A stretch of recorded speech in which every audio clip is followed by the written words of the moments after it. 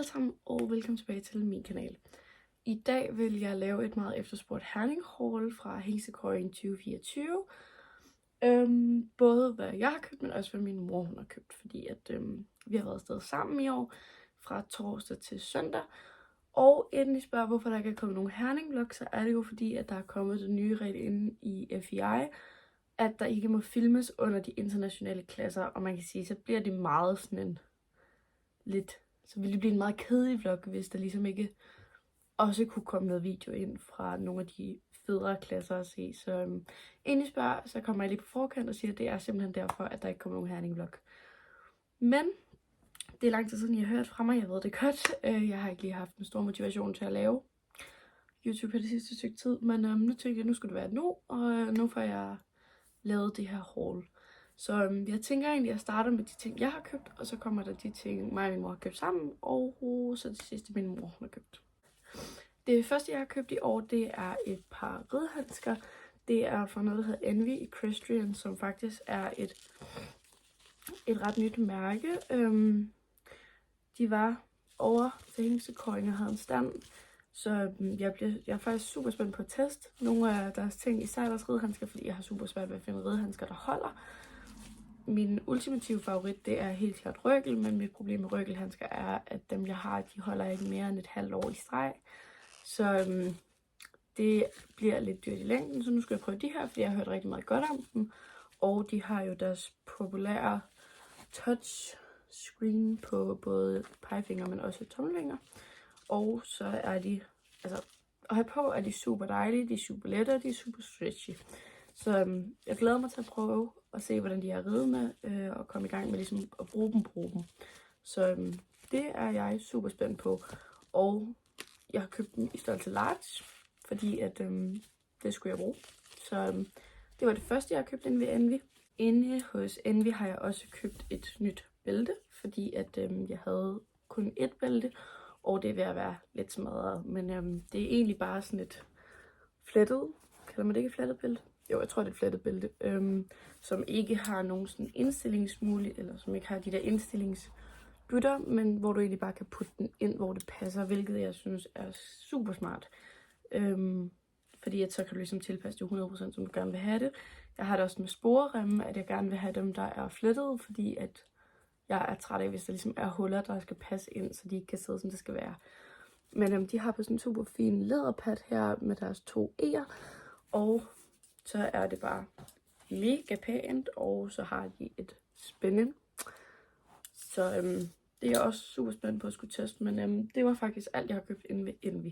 Hos A&A Rideudstyr, der har jeg også købt noget. Jeg har købt denne her Equiline Polo trøje. Den er super lækker i stoffet, og jeg synes, at den bliver oplagt til sommer, og så er den jo super flot. Den har også noget her bagpå. Men den er, jeg ved ikke om man kan se det på kameraet, men den er navyblå, og så har den sådan tyndt, lækkert stof, og så elsker jeg bare Equiline. Så ja, den er jeg helt vildt fan af. Og noget af det sidste, jeg har købt, det er inde hos Jessens Rideudstyr. Der har jeg købt et nyt par ridebukser. Nu lukker jeg dem lige, så man kan se dem lidt bedre. Men jeg har købt et par Picard-ridebukser. De ser sådan her ud. Jeg synes, Picard er et mega lækkert mærke, men der er kommet sådan et mærke her på. Og et par super flotte lommer, og deres grip, den er også så flot. Og det er et mega lækkert materiale. Nu skal jeg lige prøve at se, om jeg kan finde, hvad modellen hedder. Ja, det er i hvert fald på højtaljet sådan sandfarvede bukser. Og de er bare, de er fantastiske at have på. Så, men jeg kunne ikke lige finde modellen sådan lige af, hvad jeg kunne se, så jeg går lige ned og spørger min mamma til råds. Og hvis jeg kan finde ud af, hvad modellen har, så skriver jeg det her på skærmen. Men ja, de er bare, de er så flotte. Jeg synes, de er helt igennem fantastiske at have på, så dem glæder jeg mig sindssygt meget til at få ordentligt i brug, især her til sommer. Og nu må jeg være helt ærlig, jeg kan simpelthen ikke huske, hvor det her det købte henne. Men mig og min mor, vi splittede om nogle nye sliksten, så og jeg har købt den her, der hedder Pro Digest, som er en ny i sådan en lyserød farve, og min nye hest, Good Luck, hun går meget med den her farve, så den var jo oplagt, og den dufter egentlig bare af sådan en mintlakrids. Og vi kunne simpelthen ikke finde ud af, hvad den i realiteten gør. Fordi alle de andre, de har jo ligesom sådan en specialitet, de går ind og gør, forstærker et eller andet. Så hvis der er nogen af jer, der ved, hvad den er lavet til at gøre, så må I virkelig gerne skrive det ud i kommentaren. Fordi vi kunne simpelthen ikke finde ud af det, og dem, du solgte, det vidste jeg heller ikke. Men jeg tænker, at Goodie, hun burde synes, at den er fantastisk, fordi den er jo hendes prinsessefarve. Så den har vi købt en af.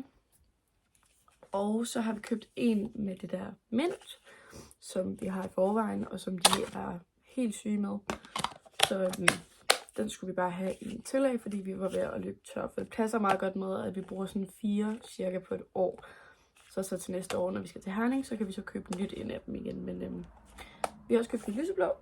Og så har vi købt en i den mørkeblå, og 2 i den mørkeblå. Så, men jeg er super spændt på, altså det her det er jo originalen, så er der mint, og så er der den, der hedder Pro Digest. Så, og der er 650 gram i, så, og dem er, altså, den her mørkeblå, den er de helt vilde med.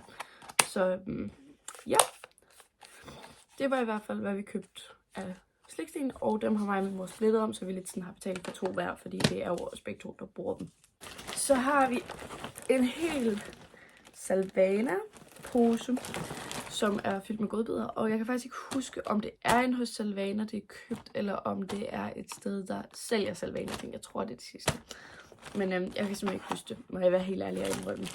Så, men nu vil jeg lige vise, hvilke godbidder vi har købt, og det er det, vi selvfølgelig også splittet om, fordi vi bruger begge to de her godbidder. Men først så har vi købt en pose med guldrødder, som er fra Salvanas eget mærke, og dem er de glade for, så jeg tænker, at den må de have nogle flere af, så det er perfekt. Så har vi også købt dem fra Happy Snack, og jeg har aldrig nogensinde prøvet det her før. Det er Tasty Rose Hip med hyben. Hende, der stod i standen, sagde, at de fleste heste faktisk synes, at de var rigtig, rigtig gode, fordi at de dufter sindssygt godt. Og det kan man også godt dufte ud af indpakningen, men jeg må være helt ærlig indrømme, jeg aner ikke, om de kan lide dem. Men vi besluttede os for, at vi måtte prøve, og så måtte vi se, om de synes, at det var noget, der var værd at spise. Så den pakke har vi også købt. Så har vi købt noget mere fra Happy Snacks, og det er bare deres helt almindelige Licorice Delight, som bare er med deres almindelige lakridssmag, og dem kan hesten i hvert fald rigtig godt lide. Så den har vi købt en pose af, fordi at det er altid en sikker vinder jo. Og så tror jeg faktisk kun, der er Salvana gået videre tilbage. Så har vi købt en med æble, fordi at det er også altid en sikker vinder. Dem kan de godt lide, så den skulle vi også have en af. Og så tror jeg faktisk, at den sidste, det er enten med æble eller gulerod også. Det er også med æble, så vi har købt 2 med æble, og de resterende har vi købt en af hver. Så der bliver fyldt godt op med godbidder igen nu, og vi skulle nødig løbe tør for næste år jo. Så når vi til det, min mor hun har købt, og jeg synes det her det er det mest nuttede i hele verden, må jeg være helt ærlig at indrømme. Vi skal jo have fødsel her til april. Det ved jeg ikke, om I ved. Det ved I, hvis I har fulgt, eller hvis I følger med på min Instagram. Men min nye hest, hun er i Fål og skal føde der. Så først så har vi købt, eller min mor har købt en Shetføls grime, fordi at det er den størrelse, de ligesom kan passe, når de er helt nybagte. Så, og det er bare sådan en helt almindelig blå en med plus. Og den er jo så nuttet. Og den er fra QHP. Og den er jo så bare i størrelsen Shetføl, fordi at det var det både os og ekspedienten regnede med, at den skulle bruge her til at starte med. Så den har vi købt en af. Og så har vi købt en grime til Roskilde Dyrskue, som er en helt almindelig sort lædergrime, fordi vi skal både have følget, men også Good Luck med på Roskilde Dyrskue i år, hvilket er sindssygt spændende. Men den er også i størrelsen Shetføl, fordi at det er lidt under 2 måneder efter, at den er født, så vi regner med, at så meget større er den heller ikke blevet. Det håber vi i hvert fald ikke, for ellers har vi ikke nogen grime. Og den er fra noget, der hedder Star. Ja, faktisk helt præcist Waldhausen. Men den er i hvert fald super lækker, og glæder os til at skulle have dem med på Roskilde Dyrskud. Det bliver mega spændende, og jeg regner også med at vlogge løs derovre. Og så har vi købt den samme grime, bare i den, der hedder Ponyføl, som så er nummeret større til, når den så ikke kan passe shedderfølget mere.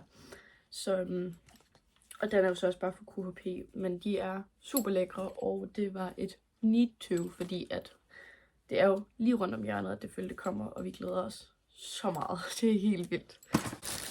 Så har min mor også købt et par Envy-ridehandsker inden fra Envy Equestrian, som er i størrelse medium. Og spørg mig ikke, hvorfor jeg har større hænder end min mor. Det er super mærkeligt, men det har jeg. Men det er bare præcis det samme, som jeg havde købt. Så, og den ved jeg, at hun også glæder sig sindssygt meget til at teste, fordi at vi begge to egentlig primært bruger røkelhandsker eller Katago. Eller min mor bruger røkel og Katago, og jeg bruger røkel og Cavallero, mener det hedder.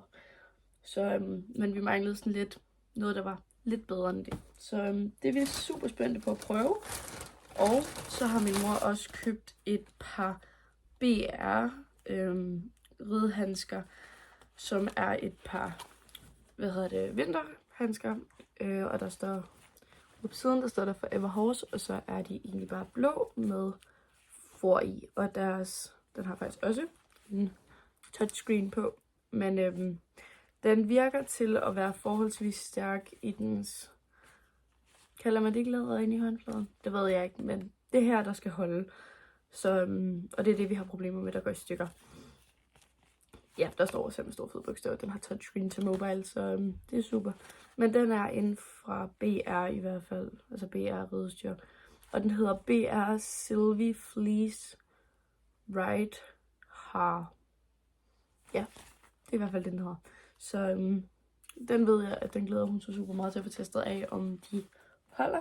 Fordi det vil jo være super dejligt. Og så har min mor købt en ny grime til Dexter, som er en Katago 4-Tech grime. Det er en, han er på i forvejen. Jeg ved ikke helt, hvad jeg lige vil pakke den ud, men ellers så sætter jeg lige billeder ind her, hvor han har den på. Det er en super lækker grime, og den er vi mega glade for til ham, så den skulle han have en ny af. Og så har mig og min mor lavet en kæmpe fejl, for vi har købt den mest ultimativt dyre hårrenser, vi nogensinde havde forventet, vi skulle købe. Og det er simpelthen vores fejl, fordi at vi har ikke kigget, hvad den kostede, fordi at en hårrenser plejer at koste maks 30 kroner. Men nej, den her har vi givet 69 kroner for. Det er en Waldhausen med gel på. Og det er nok den dyreste hårrenser, mig og min mor vi nogensinde kommer til at eje i hele vores liv. Det er fuldstændig sindssygt. Og vi er ikke stolte af det. Og den har bare holdt rigtig, rigtig godt, fordi at, det er virkelig, virkelig, virkelig dyrt. Så, men ja, den er fra Waldhausen, og den er i sort og blå, og den er med gel, og den var mega dyr, så den skal holde.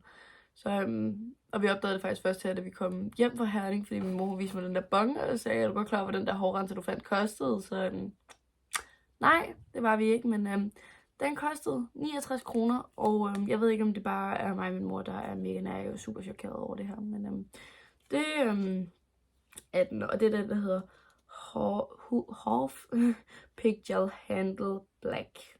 Så ja, dyreste hårrenser nogensinde. Så den har bare været god, og den har bare holdt. Og så har min mor også været i Jessens rideudstyr og købt de her Piqueur. Det er Piqueur Candela Glamour Grip i farven Dark Shadow. Og min mor har de her, bare de gamle Candela bukser i vinter, og det er de ultimativt bedste bukser, vi nogensinde har ejet. Så, men de ser sådan her ud. De har noget glimmer heroppe, og så har de Piqueur-mærket der, og noget mere glimmer der. Og så har de en mobillomme ud på siden, og en lækker grip. Så de er i hvert fald, de er super fede. Så det er der ikke så meget at sige til. Det er Piqueurs ridebukser, de holder bare godt, og vi er glade for dem.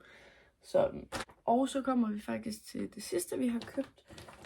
Eller min mor har købt. Det er et Rambo Technic Waffle kuglerdækken, som faktisk er i den farve, hun har i forvejen. Men vi skulle have en mindre størrelse.